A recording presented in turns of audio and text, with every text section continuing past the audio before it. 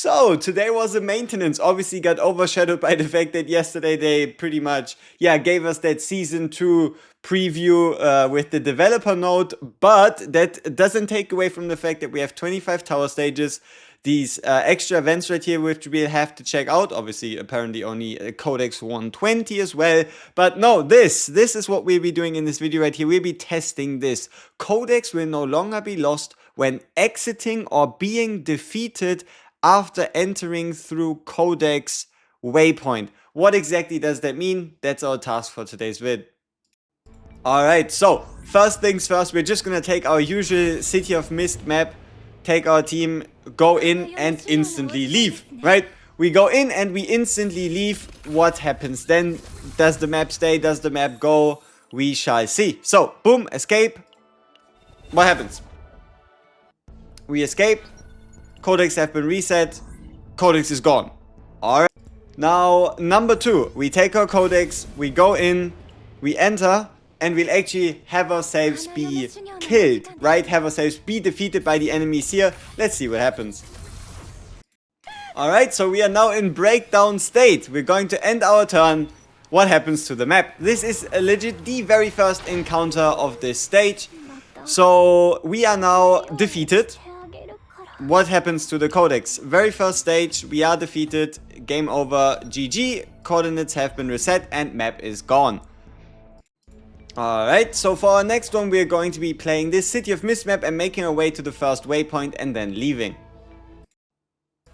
Alright, so we've now made our way to the save point or waypoint or whatever you want to call it. So now we continue, we go into the next fight and we quit. Okay, what happens?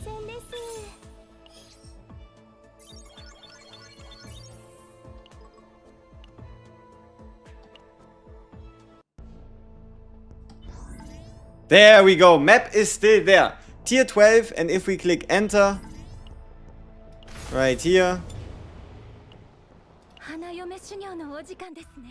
we again start from the beginning. So, that also means it can be assumed that you will be able to, also the moment you lose after the waypoint, you just keep your map. So that means you can also retry every tier 14 map, tier 30 map, whatever map you want to play over again. And what we're now going to do is test how long does it take for you to make your way to the waypoint if you don't like your things here, right? Like there's two ways for you not to like a map, right? Number 1, you start in and you don't get any remove-its, but you're really looking for remove-its. Or number 2, you obviously go into your fight, you get an epiphany you don't like, and then you leave, right? We're obviously only going to talk about the scenario where at the beginning of the map, you don't like what hand you're dealt.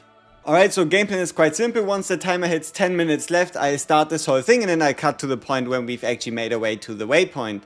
So on 10 minutes, we'll go.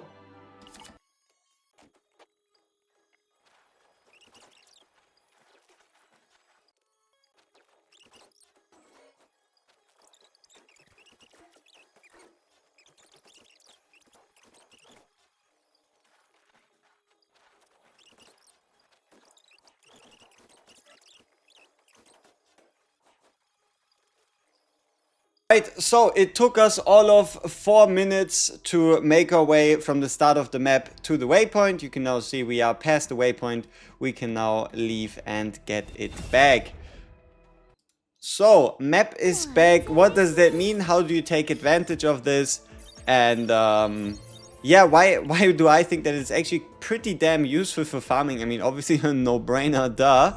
But yeah, so first off, these tier 14 maps I have right here are now a lot more valuable because I can fully make use of the additional save data granted by ensuring that I finish this map with a map that I like. So long as I do not quit before the waypoint, I can never lose any of these maps right here. So yeah, let's talk a bit about how you can obviously speed up this whole process if you don't like what you see.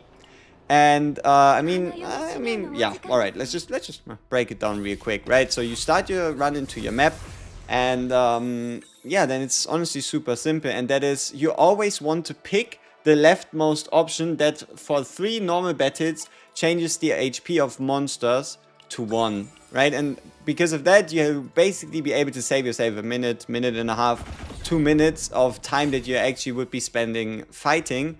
So then also, if you want to speed it up, right, then your goal is to have a look at the map.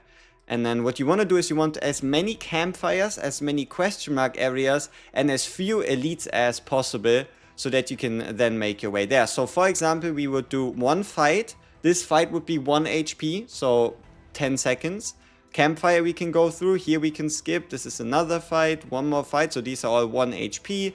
Then we do another campfire, which is nothing.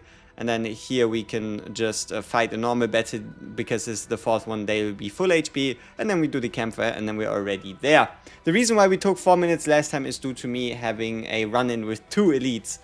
But yeah, so that is that. Now, why do I think this is useful in any means? Obviously, the ability to keep your map is quite big, but also I like to give maps a chance until I make my way to the Forbidden